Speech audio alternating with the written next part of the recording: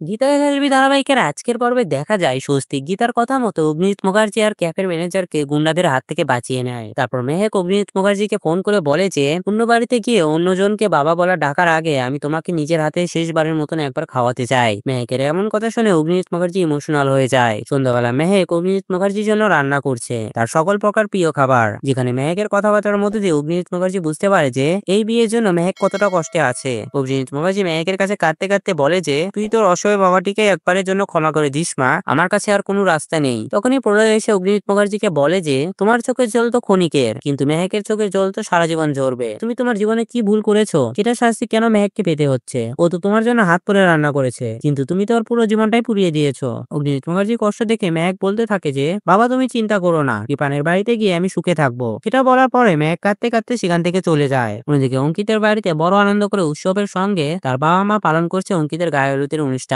তখনই গীতা অঙ্কিতকে ফোন করে বলে যে 4 জন লেডি কনস্টেবল যাক, তাদেরকে হলুদটা পাঠিয়ে দাও। কৃপানের হলুদ আসার আগে তোমার হলুদটা আসা দরকার। তারপর 4 জন লেডি কনস্টেবল সেখানে আসে। অঙ্কিতের গায়ে হলুদটা তাড়াতাড়ি মুখার্জি বাড়িতে নিয়ে গিয়ে পৌঁছে দেয়। অন্যদিকে পুরো মুখার্জি পরিবার গান বাজনা আর আনন্দের উৎসবে পালন করছে।